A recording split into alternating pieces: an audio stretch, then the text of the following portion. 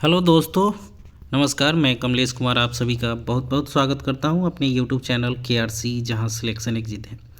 तो चलिए दोस्तों, आज हम शुरू करते हैं फिर से एडुटेरिया 5000 प्लस बहुविकल्पीय प्रश्न, जो आपके सभी एग्ज़ाम के लिए बहुत ही इंपॉर्टेंट है, चाहे वो स्टेट PCS हो, बिहार दरोगा हो, BPSC हो, BPSC टीचर्स हो या RS का एग्ज़ाम हो, किसी भी PCS के लिए बहुत ही इम्पोर्टेंट होने वाला है ये सीरीज़। तो चलिए आज हम शुरू करते हैं। आज का तीसरा टेस्ट जो है वो शुरू होने जा रहा है, जो काफ़ी इम्पोर्टेंट होगा। और मैं आप लोगों को एक बार फिर से बता दूं कि ये जो सेट प्रैक्टिस होगा उसमें मैं चारों ऑप्शन को देखता हूं और उसका पूरा एनालिसिस करके आपको बताता हूं। तो आप लोग अगर इस वीडियो को देखना चाहते हैं तो ज़रूर कमेंट में बताएं कि ये जो सेशन चल रहा है वो अच्छा हो रहा है या नहीं हो रहा है। तो चलिए बिना देरी किए हुए शुरू करते हैं आज का सेशन।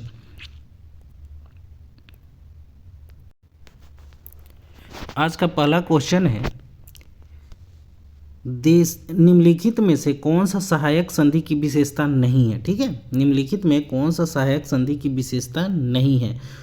तो इसका आंसर जो होगा, फर्स्ट का आंसर जो होगा वो बी होगा। देशी रियासतों की आंतरिक शासन कंपनी के अधीन होगी, ये विशेषता नहीं थी। ठीक है, बाद बाकी जो विशेषताएं थी, और देशी रियासतों को एक ब्रिटिश रेजिमेंट रखना होता था, ये सही है। ठीक है, देशी रियासतों की विदेश नीति कंपनी के अधीन होगी, ये भी सही है। और कंपनी की सेना का खर्च रियासत उठाएगी, ये भी सही है। तो ये चीज़ें आप लोगों को अब सहायक संधि के अनुसार याद रखना है, क्योंकि आप अगर BPSC का एग्ज़ाम देते हैं तो आपको मेंस में भी ये सारी चीज़ें लिखनी पड़ती हैं। ठीक है, तो इन चीज़ों को ध्यान रखेंगे। ठीक है, तो अब चलिए हम सहायक संधि से रिलेटेड कुछ क्वेश्चन को देख लेते हैं। तो सहायक संधि की शुरुआत किसने किया था? तो सहायक संधि की शुरुआत लॉर्ड वेलेस्ली के द्वारा किया गया था। ठीक है, ये 1798 ईस्वी से लेकर 1805 तक रहा था इसका कार्यकाल।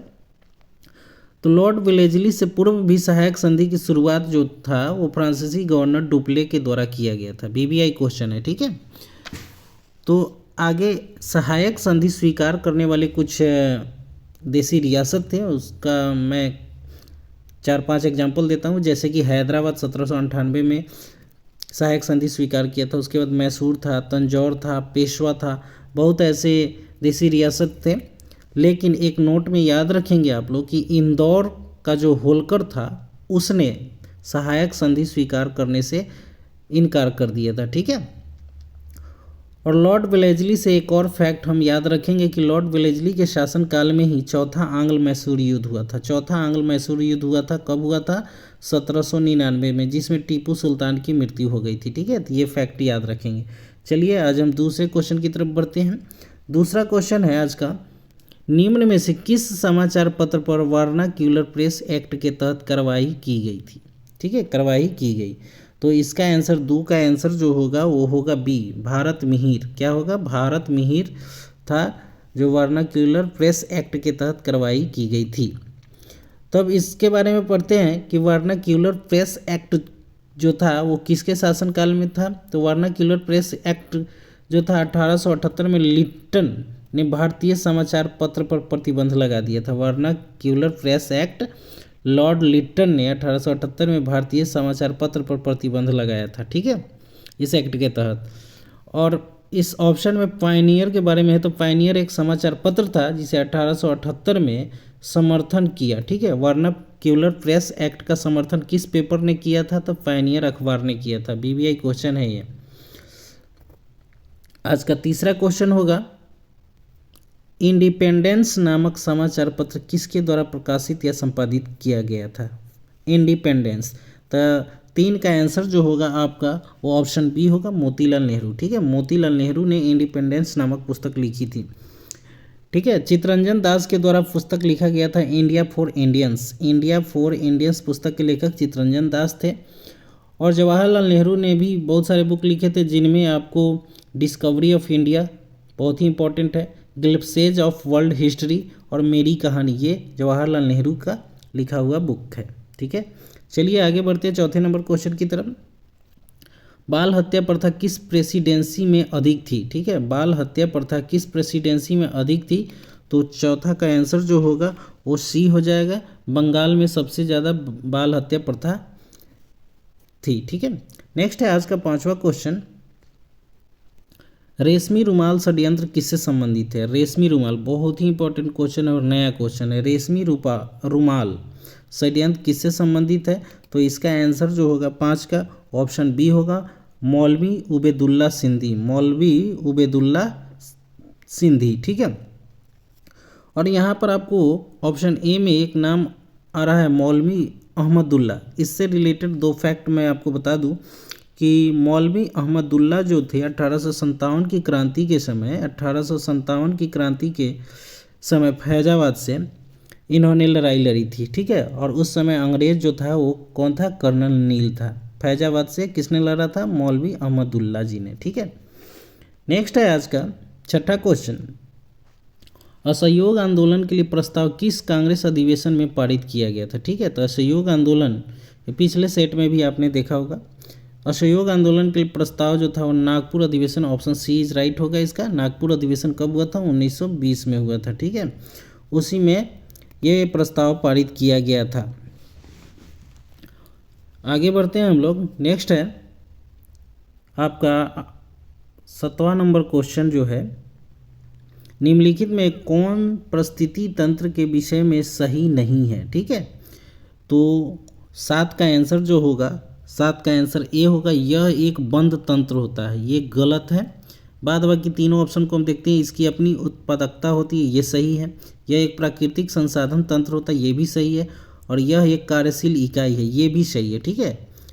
नेक्स्ट है 8वां नंबर क्वेश्चन, निम्नलिखित में कौन प्रसिद्ध जैविक हॉट स्पॉट है? जैविक हॉट स्पॉट कौन सा है? तो 8 का आंसर डी होगा, पश्चिमी घाट। पश्चिमी घाट जो है ना, जैविक हॉट स्पॉट के नाम से जाना जाता है। अब इसमें दिया हुआ है सुंदरवन, तो सुंदरवन के बारे में थोड़ा सा जान लेते हैं। सुंदरवन जो है ना, विश्व एवं एशिया का सबसे बड़ा डेल्टा सुंदरवन है, जो पश्चिम बंगाल में स्थित है, ठीक है। नेक्स्ट है दूसरा ऑप्शन थार। दक्षिण एशिया का सबसे बड़ा रेगिस्तान थार को माना जाता है। दक्षिण एशिया का सबसे बड़ा रेगिस्तान थार को माना जाता है, ठीक है। तो चलिए आगे बढ़ते हैं फिर 9वें नंबर क्वेश्चन की तरफ। किस चक्र के संचालन में सौर विकिरण की महत्वपूर्ण भूमिका होती है? ठीक है, किस चक्र के? तो 9 का आंसर जो होगा वो बी होगा, जल चक्र के संचालन में सौर विकिरण की महत्वपूर्ण भूमिका होती है। अगला क्वेश्चन है आपका 10 नंबर, गौतम बुद्ध ने संघ में भिक्षुणी या स्त्री के प्रवेश की अनुमति कहाँ दी थी? किस जगह पर स्त्रियों को प्रवेश की अनुमति दी गई थी? तो 10 का आंसर जो होगा वो ये होगा, वैशाली में उन्होंने दिया था। तो गौतम बुद्ध से रिलेटेड कुछ फैक्ट जानते हैं। गौतम बुद्ध का जो जन्म हुआ था वो कब हुआ था? तो गौतम बुद्ध का जन्म जो हुआ था 563 ईसा पूर्व में हुआ था। कब हुआ था? 563 ईसा पूर्व में। और इनकी मृत्यु कब हो गई थी? मृत्यु जो हुई थी वो 483 ईसा पूर्व में हुआ था। कब हुआ था? 483 ईसा पूर्व में। 483 ईसा पूर्व में। और कितने वर्ष की अवस्था में? तो 80 वर्ष की अवस्था में, ठीक है। तो अब इनकी मृत्यु की घटना को क्या कहते हैं, थोड़ा सा डिटेल में और कर देता हूँ। इनकी मृत्यु की घटना को जो है महापरिनिर्वाण कहा जाता था। और जब इन्हें ज्ञान की प्राप्ति हुई थी, ठीक है, जब इन्हें ज्ञान की प्राप्ति हुई थी तो उस समय से इनको बुद्ध कहा जाने लगा था, ठीक है। और जब इन्होंने प्रथम उपदेश दिया था, प्रथम उपदेश इन्होंने कहाँ दिया था? तो सारनाथ में दिया था, ठीक है ना। सारनाथ में इन्होंने प्रथम उपदेश दिया था। तो उस घटना को क्या कहते हैं? तो धर्म चक्र परिवर्तन कहा जाता है। प्रथम उपदेश को क्या कहते हैं? धर्म चक्र परिवर्तन कहते हैं। और जब इन्होंने गृह त्याग किया था, गृह त्याग इन्होंने किया था 29 वर्ष की अवस्था में, उस घटना को हम लोग क्या कहते हैं? तो महाभिनिष्क्रमण कहते हैं, ठीक है, महाभिनिष्क्रमण। नेक्स्ट है इसी से रिलेटेड, गौतम बुद्ध जो है बौद्ध धर्म के संस्थापक या लाइट ऑफ एशिया के नाम से जाने जाते हैं। और इन्होंने सबसे ज़्यादा जो उपदेश दिया था वो कौशल की राजधानी श्रावस्ती में दिया था। श्रावस्ती में सबसे ज़्यादा इन्होंने उपदेश दिया था। और बौद्ध धर्म जो है पुनर्जन्म की मान्यता में विश्वास रखता है, पुनर्जन्म की मान्यता में विश्वास रखता है। तो ये गौतम बुद्ध से कुछ स्पेशल फैक्ट थे। चलिए आगे बढ़ते हैं 11 नंबर क्वेश्चन की तरफ। बताने के लिए तो बहुत सारे फैक्ट हैं, लेकिन इससे वीडियो बहुत लंबा हो जाएगा। नेक्स्ट है, भारत के किस क्षेत्र में सर्वाधिक दैनिक तापांतर पाया जाता है? दैनिक तापांतर, ठीक है। तो 11 का आंसर जो होगा वो होगा सी, मरुस्थलीय क्षेत्र में। दैनिक तापांतर का मतलब कि दिन का टेम्परेचर कुछ और रात का टेम्परेचर कुछ और, ठीक है। तो दोनों में अंतर को तापांतर, दैनिक तापांतर, ताप का अंतर, ठीक है। तो मरुस्थल में दिन को मरुस्थल बहुत गर्म हो जाता है और रात में काफ़ी ठंड हो जाता है, इसलिए दोनों में अंतर काफ़ी हो जाता है। ठीक है, नेक्स्ट है आपका अगला क्वेश्चन, 12 नंबर क्वेश्चन। 3 जनवरी को उपसौर की घटना होती है, इसका मतलब क्या होता है? ठीक है, तो उपसौर की घटना जो होती है, ये उपसौर का मतलब है कि इस दिन पृथ्वी सूर्य की दूरी सबसे न्यूनतम होती है। ठीक है ना, तो इसका आंसर क्या हो जाएगा? सी हो जाएगा। 12 का आंसर सी हो जाएगा। इस दिन पृथ्वी सूर्य की दूरी सबसे न्यूनतम मतलब काफ़ी कम होती है, नज़दीक हो जाती है, इसे 3 जनवरी को उपसौर की घटना होती है। और इसी के जस्ट अपोजिट जब पृथ्वी और सूर्य की दूरी अधिकतम होती है तो उसे हम क्या बोलते हैं? अपसौर बोलते हैं। ठीक है, अपसौर बोलते हैं। तो अपसौर की घटना जो होती है वो 4 जुलाई को होती है। कब होती है? 4 जुलाई को, इसको भी याद रखेंगे। 3 जनवरी को उपसौर और 4 जुलाई को अपसौर। ठीक, अपसौर को अधिकतम दूरी हो जाती है और उपसौर को न्यूनतम दूरी होती है। ठीक है, नेक्स्ट है आपका 13 नंबर क्वेश्चन, कौन सी भूकंप तरंगें सबसे अधिक विनाशकारी होती है? ठीक है, तो 13 का आंसर क्या होगा? 13 का आंसर सी होगा, एल तरंगे। एल तरंगे क्या होती है? एल तरंगों को हम लोग सतही तरंगे भी कहते हैं। ठीक है, भूकंप में 3 प्रकार की तरंग निकलती है, पी, एल, एस। ठीक है, तो एल तरंग सबसे खतरनाक होती है क्योंकि ये सतह से होकर गुजरती है, और सतह से होकर गुजरती है तो इनका जो वेग होता है 1.5 से 3 किलोमीटर प्रति सेकंड। 1 सेकंड में इतना की रफ्तार से ये गुजरती हैं और ये सतह से होकर गुजरती है, इसलिए खतरनाक होती है। ठीक है, तो एल तरंगों का खोज किसने किया था? तो एच.डी. लव ने किया था। किसने किया था? एच.डी. लव ने, इसलिए उनके नाम पर इसे एल तरंग या लव तरंगे भी कहा जाता है। ठीक है, एस तरंगों जो होती हैं, एस तरंग के बारे में भी थोड़ा सा देख लेते हैं। सबसे पहले पी तरंगे जो होती हैं, पी तरंगे सबसे पहले अधिक केंद्र पर पहुंचता है। पी तरंगे सबसे पहले अधिक केंद्र पर पहुंचता है। ठीक है, नेक्स्ट आगे बढ़ते हैं हम लोग अगले क्वेश्चन की तरफ। 14 नंबर इसमें कह रहा है कि निम्नलिखित में कौन सही सुमेलित है? तो ए में है रेड क्लिफ भारत और चीन के बीच, जो कि गलत है। रेड क्लिफ जो है ना भारत और पाकिस्तान के बीच है। ठीक है, भारत और पाक के बीच है रेड क्लिफ। डुरंड रेखा पाकिस्तान और अफगानिस्तान के बीच है, जो कि ऑप्शन में भारत और पाकिस्तान दिए हुए, जो कि गलत है। तो डुरंड रेखा पाकिस्तान और अफगानिस्तान होगा, पाकिस्तान और अफगानिस्तान। ठीक, मैगिनोट रेखा जर्मनी एवं फ्रांस के बीच है, तो ये सही सुमेलित है। ऑप्शन सी इज राइट होगा, 14 का सी होगा। मैगिनोट रेखा जर्मनी और फ्रांस के बीच है। और हिंडनबर्ग रेखा जो है ना जर्मनी एवं पोलैंड के बीच है, जर्मनी एवं पोलैंड के बीच, जर्मनी एवं पोलैंड के बीच। ठीक है, तो 14 का आंसर सी होगा। मैगिनोट रेखा फ्रांस एवं जर्मनी के बीच है, जो कि सही सुमेलित है। आगे बढ़ते हैं हम लोग 15 नंबर क्वेश्चन की तरफ। इसका 15 नंबर क्वेश्चन, निम्नलिखित में कौन सी पर्वत श्रृंखला सबसे लंबी है? सबसे लंबी पर्वत श्रृंखला कौन सी है? तो 15 का आंसर क्या हो जाएगा? 15 का आंसर डी होगा, एंडीज। विश्व की सबसे लंबी पर्वत श्रृंखला जो है एंडीज है। ठीक है, जो दक्षिण अमेरिका के पश्चिमी एरिया में पड़ता है, दक्षिण अमेरिका के पश्चिमी तट पर ये स्थित है। तो चलिए कुछ पर्वत से फैक्ट पढ़ते हैं। उत्पत्ति के अनुसार पर्वत 4 प्रकार के होते हैं। ठीक है, जिसमें आपको वलय पर्वत जो है एग्जाम में काफ़ी पूछे जाते हैं। वलय पर्वत हो गया, ब्लॉक पर्वत हो गया और अवशिष्ट पर्वत हो गया, और एक होता है संचित पर्वत। ठीक है, तो वलय पर्वत के बारे में मैं कुछ चर्चा कर देता हूँ कि ये ऑप्शन जो है वलय पर्वत के ही है, वलित जिसको बोलते हैं, वलित पर्वत बोलते हैं, वलय नहीं, वलित पर्वत। तो वलित पर्वत के बारे में चर्चा करते हैं। वलित पर्वत को अगर आपका एग्जाम्पल याद रखना है तो आप इस तरीके से RUA ही, जैसे आर यू रेडी बोलते हैं इंग्लिश में, तो आप इस तरह से लिख लीजिए RU यहीं। आ से आल्पस हो जाएगा, रॉ से रॉकीज हो जाएगा, यू से यूराल हो जाएगा, ए से एंडीज हो जाएगा, और ही से हिमालय। ये सारे जो हैं वलित पर्वत के एग्जाम्पल हैं, वलित पर्वत के एग्जाम्पल। ठीक है, तो इस तरह से आप याद रखेंगे। नेक्स्ट है आपका 16 नंबर क्वेश्चन। और एक बात मैं बोल दूं कि थोड़ा सा बोलने में कभी कभी होता है कि बोलते जो हैं वो कुछ और बोल लेते हैं। ठीक है ना, तो थोड़ा सा दिक्कत हो जाता है कि बोलते बोलते फ्लो में कुछ और वर्ड निकल जाते हैं। जैसे मैंने अभी वलित को वलय बोल दिया था, तो सॉरी इसके लिए, आप लोग भी थोड़ा सा कोऑपरेट कीजिए। चलिए आगे 16 नंबर क्वेश्चन की तरफ बढ़ते हैं हम लोग। किस अधिनियम द्वारा केंद्रीय बजट को राज्यों के बजट से अलग कर दिया गया? ठीक है, किस अधिनियम के द्वारा केंद्रीय बजट को राज्यों के बजट से अलग कर दिया गया? तो 16 का आंसर जो होगा वो क्या होगा? 16 का आंसर बी है। ठीक, भारत शासन अधिनियम 1919, भारत शासन अधिनियम 1919। ठीक है, तो 1909 के अधिनियम को हम क्या बोलते हैं, इसको थोड़ा सा समझ लीजिए। 1909 के अधिनियम को मार्ले मिंटो सुधार के नाम से जाना जाता है। इसमें हुआ क्या था कि मुस्लिम समुदाय के लिए पृथक निर्वाचन की स्थापना की गई थी। ठीक है, भारत शासन अधिनियम 1919 को हम मॉन्टेग्यू चेम्सफोर्ड के नाम से जानते हैं, मॉन्टेग्यू चेम्सफोर्ड अधिनियम भी बोलते हैं। ठीक, केंद्र में द्विसदनात्मक विधायिका की स्थापना की गई थी इस अधिनियम द्वारा। ठीक, और भारत शासन अधिनियम 1935 के द्वारा क्या हुआ था?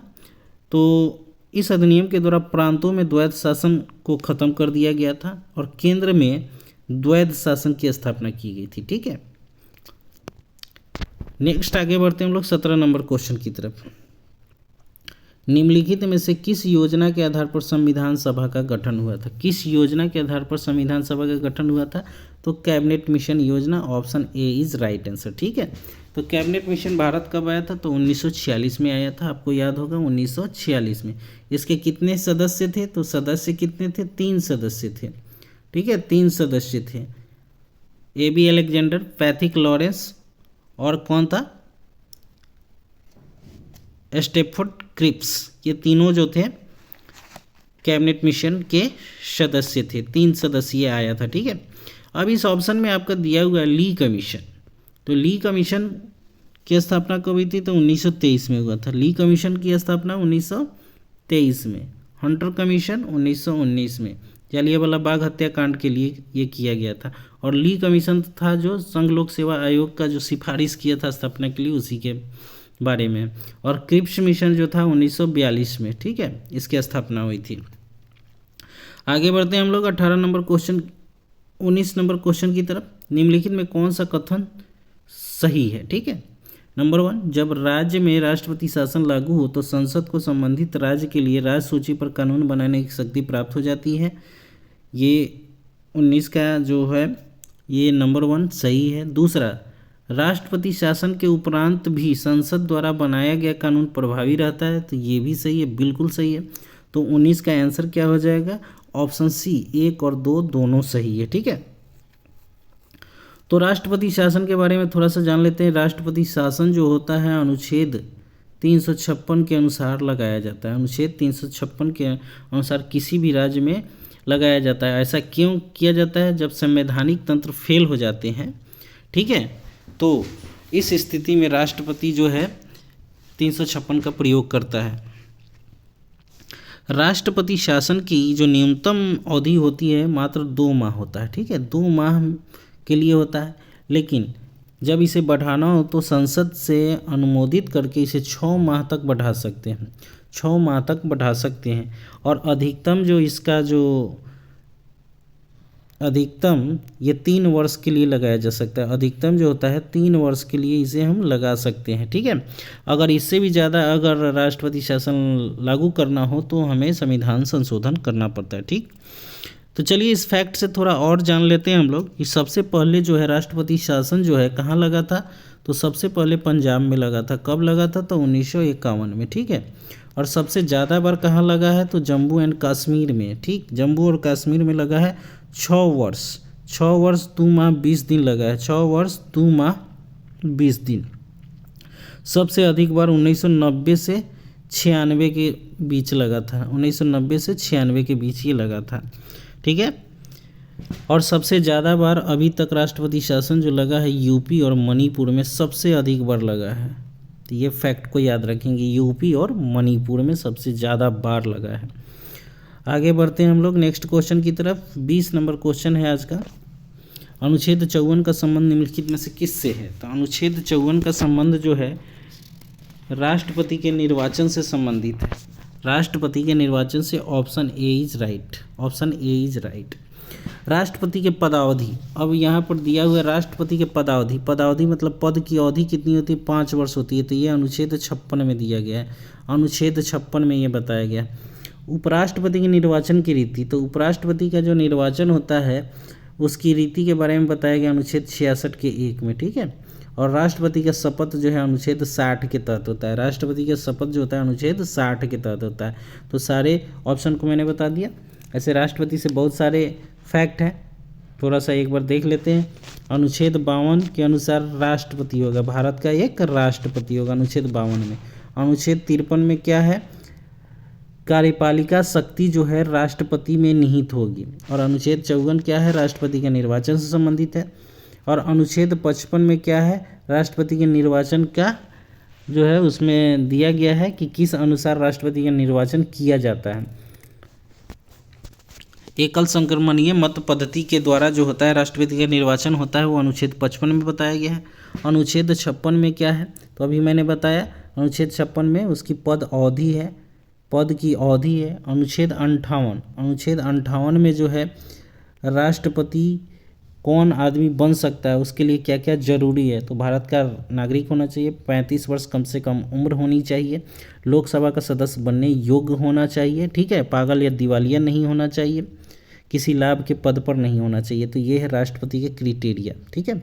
और राष्ट्रपति के चुनाव में कौन कौन भाग लेते हैं, तो राष्ट्रपति के चुनाव में जो है लोकसभा, राज्यसभा प्लस विधानसभा के निर्वाचित सदस्य भाग लेते हैं, ठीक है। आगे बढ़ते हैं हम लोग 21 नंबर क्वेश्चन की तरफ। निम्नलिखित कथनों में से कौन गलत चुनना है, कौन गलत है। फर्स्ट है, तो इसमें 21 का आंसर जो है देखते हैं। 21 का आंसर सी जो कि बिल्कुल गलत है। राज्य लोक सेवा आयोग के अध्यक्ष या सदस्यों के वेतन भत्ता राज्य के संचित निधि से दिया जाता है, जबकि पेंशन भारत के संचित निधि से दिया जाता है। ये बिल्कुल गलत है। बाद बाकी ऑप्शन को आप लोग एक बार देख लीजिए।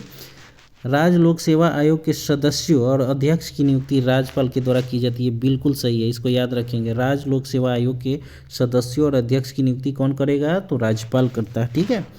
दूसरा है, राज्य लोक सेवा आयोग के अध्यक्ष या सदस्य के कार्यकाल को पुनः नियुक्त नहीं किया जा सकता, सदस्य को पुनः नियुक्त नहीं किया जा सकता है, तो ये भी बिल्कुल सही है।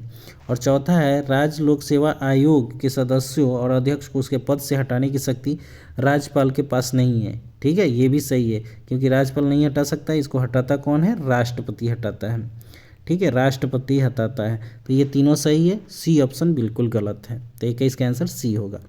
आगे बढ़ते हैं हम लोग 22 नंबर क्वेश्चन की तरफ।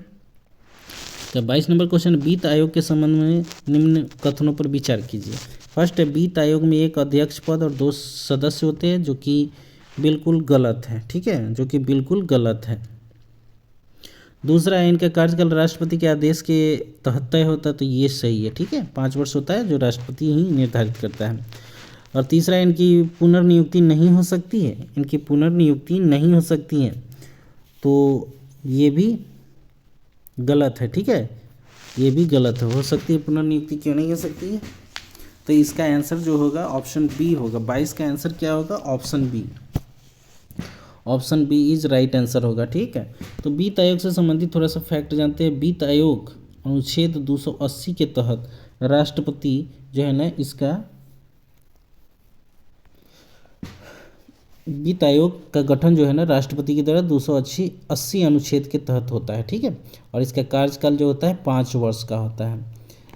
और वित्त आयोग में अध्यक्ष के साथ साथ 4 और सदस्य होते हैं, अध्यक्ष सहित 4 और सदस्य होते हैं। तो टोटल कितने हो गए, 5 हो गए, टोटल कितने हो गए, 5 हो गए।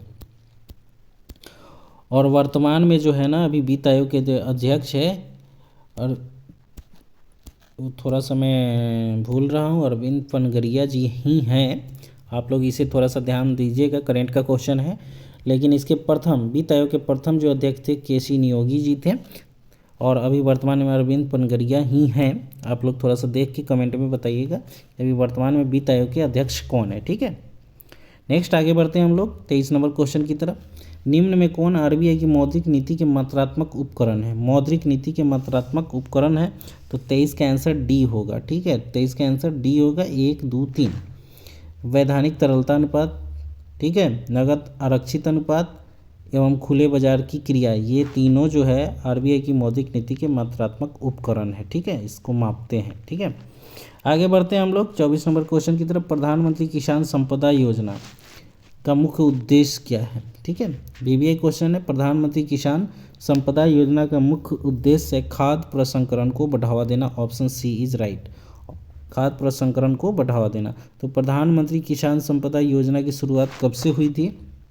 तो 2017 में शुरू हुई है, 2017 से शुरू हुई है। अगला क्वेश्चन है 25 नंबर, निम्नलिखित में से कौन सी समिति FRBM अधिनियम से संबंधित है?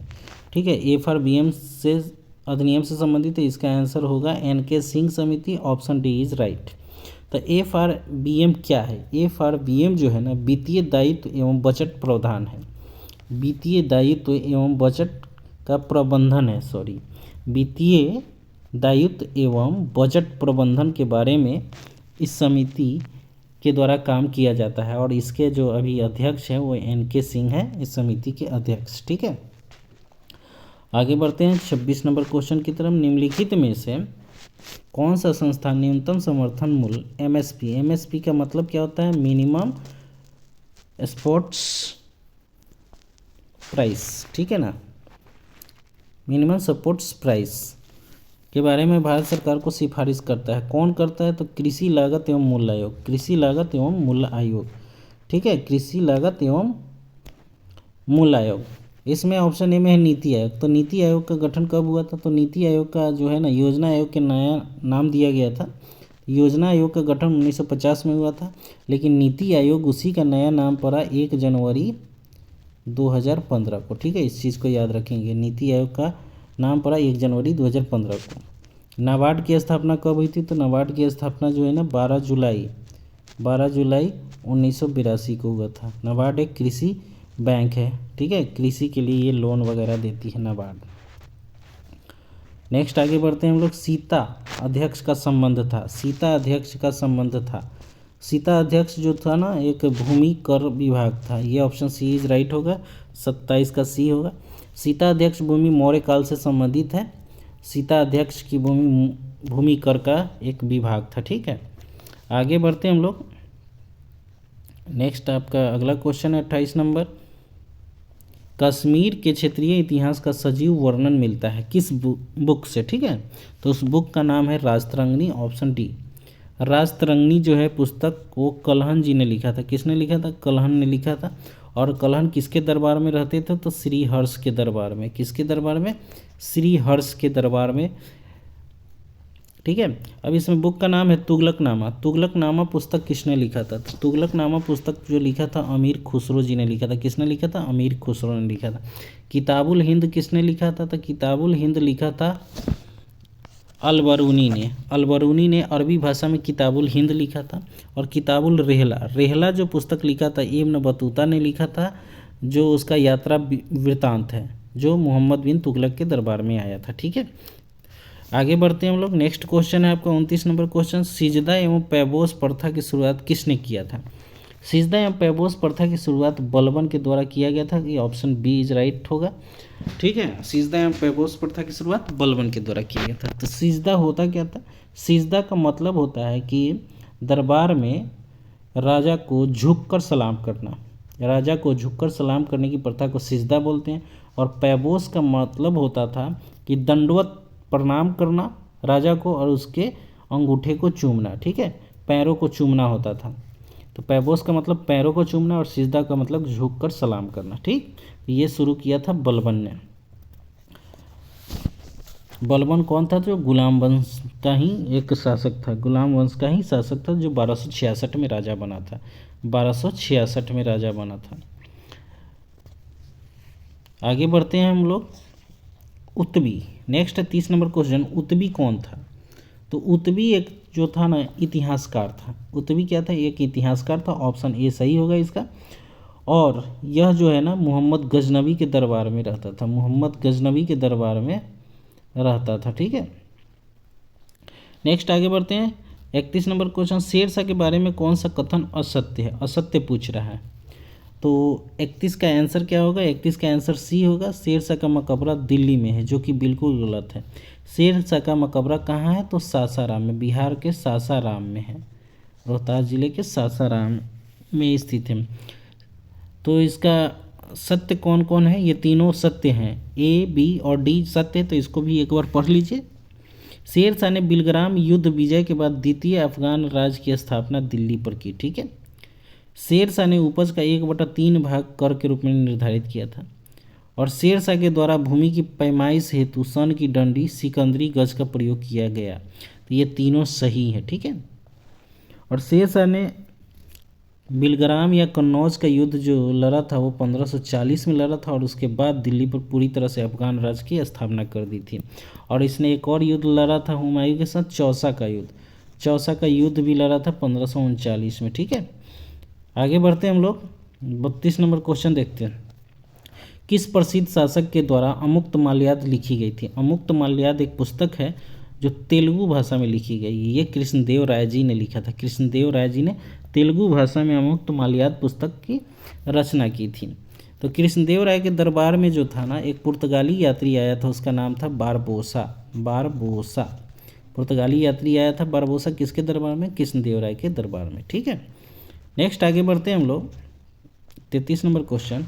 दिल्ली सल्तनत के सभी सुल्तानों में सर्वाधिक समय तक शासन निम्नलिखित में से किसने किया था? ठीक है। सर्वाधिक समय तक शासन जो किया था वो बहलोल लोदी ने किया था। Option A is right answer. कब से कब तक किया था? 1451 से लेकर लोदी वंश का पूरा शासन चला था 1526 तक। ठीक है। 1451 से 1526 तक। लेकिन इसमें बहलोल लोदी का शासन जो है 1451 से 89 तक चला था। इतने वर्षों तक शासन किया, जो कि सल्तनत काल में सबसे अधिक समय तक इसने शासन किया था, बहलोल लोदी। आगे बढ़ते हैं, 34 नंबर क्वेश्चन। निम्नलिखित में कौन सा पदार्थ केंद्रक में सर्वाधिक मात्रा में पाया जाता है? केंद्रक में सर्वाधिक मात्रा में पाया जाने वाला पदार्थ जो है वो कौन सा है? तो 34 का आंसर जो होगा वो बी होगा, प्रोटीन। ठीक है, प्रोटीन। केंद्रक का खोज किसने किया था? कोशिका में केंद्रक का खोज जो किया था रॉबर्ट ब्राउन ने किया था। रॉबर्ट ब्राउन ने किया था। ठीक है, इसको याद रखेंगे। आगे बढ़ते हैं हम लोग, 35 नंबर क्वेश्चन। प्रकाश संश्लेषण की प्रकाशिक अपक्रिया क्लोरोप्लास्ट में कहाँ संपन्न होती है? क्लोरोप्लास्ट में कहाँ संपन्न होती है? तो 35 का आंसर ए होगा, ग्रेना में होती है। क्लोरोप्लास्ट पर्णहरित जिसको बोलते हैं हम लोग, हरित लवक। तो प्रकाश संश्लेषण की क्रिया जो होती है सबसे अधिक लाल रंग में होती है। ठीक है, सबसे अधिक लाल रंग में होती है। उसके बाद हम बैगनी रंग में बोल सकते हैं। उसके बाद सेकेंड नंबर पर हम बैगनी को रखते हैं। प्रकाश संश्लेषण के लिए सूर्य का प्रकाश, जल एवं कार्बन डाइऑक्साइड की आवश्यकता होती है। ठीक है, आगे बढ़ते हैं हम लोग अगले क्वेश्चन की तरफ। हेलोफाइट्स होता है। हेलोफाइट्स क्या होता है? तो हेलोफाइट्स जो होते हैं वे पौधे जो लवण वाली मिट्टी में उगते हैं, मतलब नमकीन क्षेत्र में उगने वाली मिट्टी को हम हेलोफाइट्स कहते हैं। ऑप्शन डी इसका आंसर होगा। ठीक, अगला है क्वेश्चन 37 नंबर। निम्न में कौन सा टेस्ट एड्स के लिए किया जाता है? ठीक है ना, एड्स का फुल फॉर्म क्या होता है? Acquired immuno deficiency syndrome. Acquired immuno deficiency syndrome. ठीक है, तो एड्स के टेस्ट के लिए क्या क्या किया जाता है इसमें से चुनना है। तो 37 का आंसर जो होगा डी होगा, 1, 3 और 4। एक मतलब पीसीआर कर सकते हैं, CD4 एक टेस्ट होता है, ये भी होता है, और एलिसा टेस्ट तो एड्स के लिए होता ही है। तो पीसीआर, CD4 और एलिसा टेस्ट जो होता है वो एड्स के लिए किया जाता है। तो ऑप्शन इसका डी होगा। ठीक है, ऑप्शन डी, 1, 3 और 4। अगला क्वेश्चन है 38 नंबर क्वेश्चन। निम्न में से कौन सा रुधिर वर्ग के रुधिर प्लाज्मा में कोई एंटीबॉडी नहीं होता है? ठीक है, कोई एंटीबॉडी नहीं होता है। तो 2 एंटीजन होते हैं और 2 एंटीबॉडी होता है। ठीक है ना, तो इस हिसाब से पूछ रहा है कि कौन सा ऐसा वर्ग है जिसमें कोई एंटीबॉडी नहीं होता है। तो AB ग्रुप जो है इसमें कोई एंटीबॉडी नहीं होता है। AB ग्रुप में 2 एंटीजन होते हैं। क्या होते हैं? 2 एंटीजन होते हैं। इसी के जस्ट अपोजिट O में कोई एंटीजन नहीं होता है क्या, और इसमें 2 एंटीबॉडी होते हैं। इसमें 2 एंटीबॉडी होते हैं। O ग्रुप में 2 एंटीबॉडी होते हैं लेकिन एंटीजन नहीं होता है। और AB ग्रुप में कोई एंटीबॉडी नहीं होता है लेकिन 2 एंटीजन होते हैं। ठीक है, AB को सर्वग्राही कहते हैं। ठीक है, AB को सर्वग्राही कहते हैं, मतलब सभी से वो ब्लड ले सकता है। और O को सर्वदाता कहते हैं, मतलब डोनर बोलते हैं, जो सबको ब्लड दे सकता है। ठीक है, आगे बढ़ते हैं हम लोग अगले क्वेश्चन की तरफ।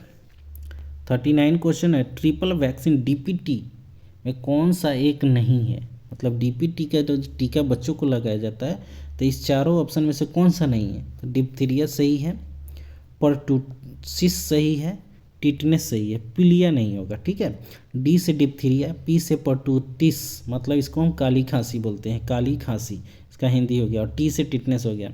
ठीक है, तो ट्रिपल वैक्सीन डीपीटी का फुल फॉर्म हो गया डिप्थीरिया, परटूसिस और टिटनेस। ठीक है, तो ये पीलिया नहीं होगा, option B is right. Next अगला क्वेश्चन है आपका 40 नंबर। अल्फा कण का द्रव्यमान हीलियम के एक अणु के बराबर होता है, इसके आवेश किसके बराबर होते हैं? ठीक है, अल्फा कण का द्रव्यमान हीलियम के एक अणु के बराबर होता है, इसके आवेश किसके बराबर होते हैं? तो 40 का आंसर सी होगा, 2 प्रोटॉन के बराबर होते हैं, 2 प्रोटॉन के बराबर होते हैं। नेक्स्ट है, न्यूटन के किस गति के नियम से बल का व्यंजक प्राप्त होता है? न्यूटन के किस गति नियम से बल का व्यंजक प्राप्त होता है? तो इसका आंसर होगा द्वितीय गति नियम। द्वितीय गति नियम में जो है F बराबर ma, ठीक है, मतलब फोर्स बराबर मास गुने एक्सीलरेशन, बल बराबर द्रव्यमान गुने त्वरण होता है, यही इसका व्यंजक है। और बल के प्रथम गति नियम से न्यूटन के प्रथम गति नियम से बल की परिभाषा मिलती है। परिभाषा मिलेगा प्रथम गति नियम से, बल का व्यंजक मिलेगा द्वितीय गति नियम से, और तृतीय नियम है प्रत्येक क्रिया के बराबर विपरीत प्रतिक्रिया होती है। ठीक है, अगला क्वेश्चन है आपका 42 नंबर। सिलिकॉन, जर्मेनियम, कार्बन आदि पदार्थों की प्रतिरोधकता ताप बढ़ने पर क्या होता है? VBI question.